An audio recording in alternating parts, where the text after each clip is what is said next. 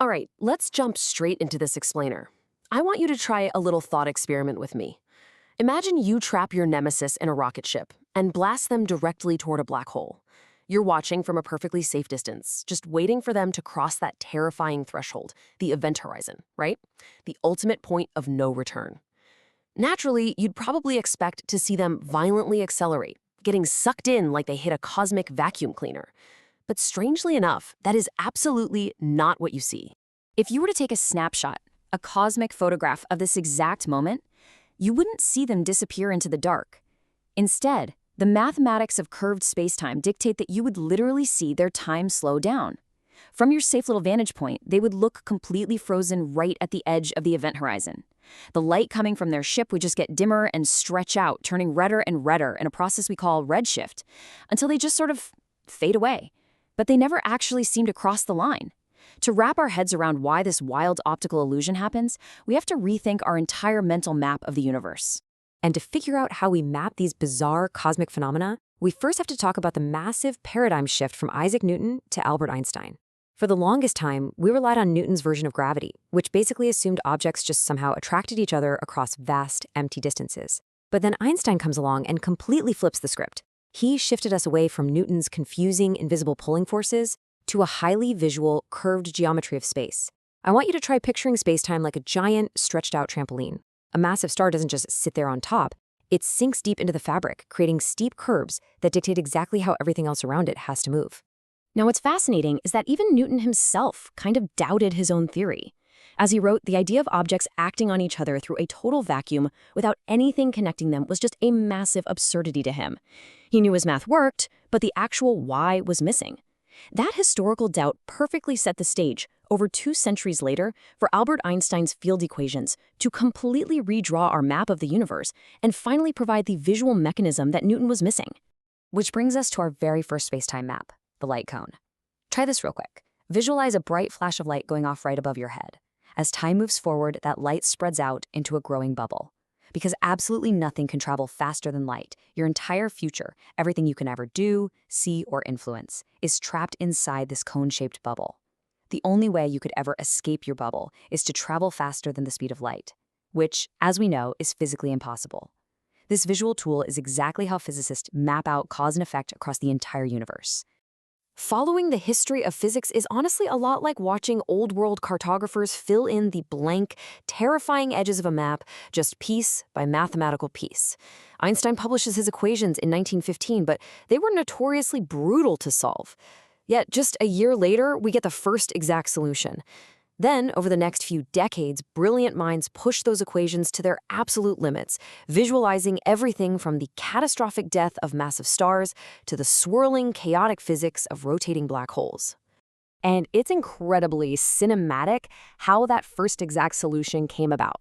It was calculated by Schwarzschild directly from the artillery-heavy trenches of the First World War.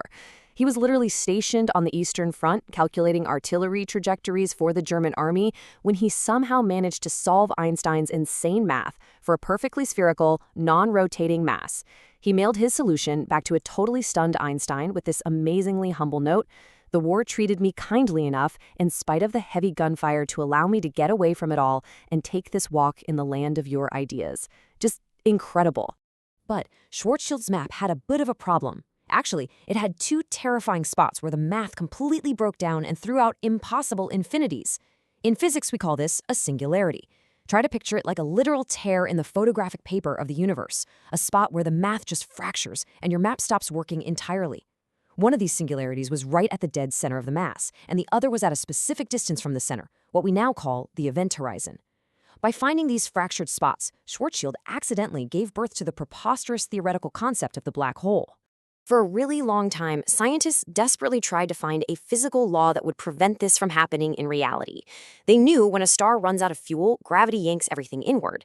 They figured, hey, the particles will eventually squeeze together so tightly that they'll just bounce back, right?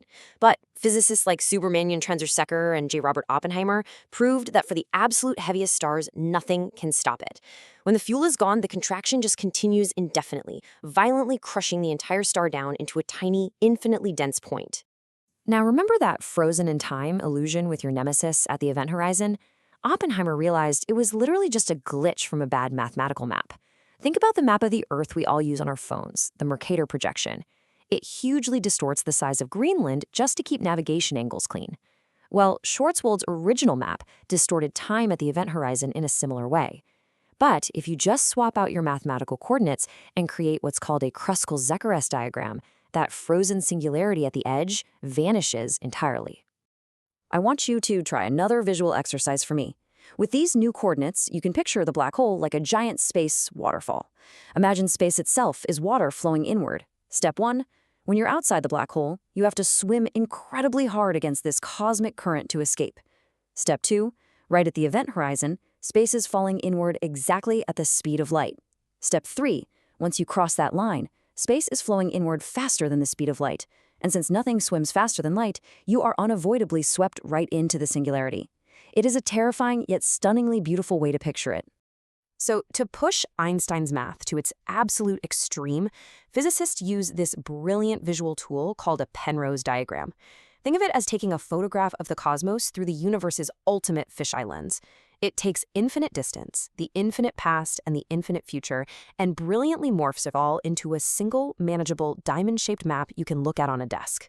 On this map, light always travels at exactly a 45-degree angle, making it so easy to visually trace what parts of the universe you can and cannot reach once you cross a horizon. And when we stretch this fisheye map to its mathematical maximum, things get completely wild. By extending the coordinates, we mathematically uncover a literal anti-map to our reality, white holes. Since they're the exact time reversal of a black hole, the math is simple. A black hole swallows everything, and you can never leave. A white hole violently ejects everything, and you can never enter. The math even suggests these white holes exist in a parallel universe that's connected directly to ours. Which brings up the ultimate question: could we use this connection? This theoretical bridge between a black hole here and a white hole over there is called an Einstein-Rosen bridge, or as you probably know it, a wormhole. But unfortunately for all the sci-fi fans out there, you can't actually use it. If you try to visualize flying across it, the math clearly shows the bridge stretches and collapses entirely too fast. It pinches off faster than the speed of light, which guarantees you'd be crushed into a singularity way before you ever saw the other side. But hold on, there is a catch. Schwarzschild's map was for a star that was perfectly still. In the real universe, stars spin, so in 1963, Roy Kerr drew up a much more complex map for a spinning black hole. Try to visualize diving through these 4 distinct layers. First, the ergosphere, where space is whipped around so fast you literally can't stand still. Then the outer horizon, the point of no return. But keep going and you hit an inner horizon, where suddenly you can move freely again. And finally, the center, which isn't a single dot anymore. It's a spinning ring singularity. And here is where it gets crazy, because the singularity in Kerr's spinning map is a ring. You mathematically don't have to hit it. You could, hypothetically, fly your ship right through the center of the donut. And if you do, the math says you're spat out of a white hole into a totally mind-bending antiverse.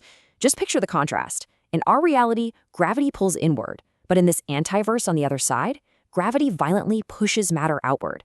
It's a mathematically sound, infinite chain of universes linked together. Okay, before we all pack our bags for the multiverse, it's time for a reality check. Physicists are quick to warn us that we can't take these maps completely at face value.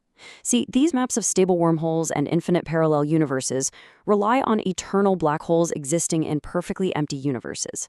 But relativity isn't just fun shapes and geometry. It has to apply to real physical matter. And those pristine, empty universe maps completely ignore how messy real-world matter actually behaves. So here is the cold, hard reality of the situation. If you dropped real matter and light into a spinning black hole, it would all pile up at that inner horizon, creating this blinding, infinite flash of energy that would instantly fry you and seal the ring shut forever. And those interstellar wormhole highways, they'd require exotic matter made of negative energy just to prop the doors open, stuff that completely breaks the laws of physics and almost certainly doesn't exist. These mathematical mirages are just that, mirages, born from ignoring the messy, chaotic physics of a universe filled with actual stuff. But let's leave off on this thought. Right now, physicists are pretty confident that white holes, antiverses, and traversable wormholes are just quirks of our coordinate maps, not real physical places. But remember this. The absolute brightest minds of the 1920s and 30s, Einstein included, thought black holes were completely preposterous mathematical ghosts, too. It took decades of mapping to prove they were real, which really leaves us to wonder, as we keep pushing the absolute boundaries of our maps, what other unbelievable realities might be hiding just off the edge, just waiting for us to take a picture?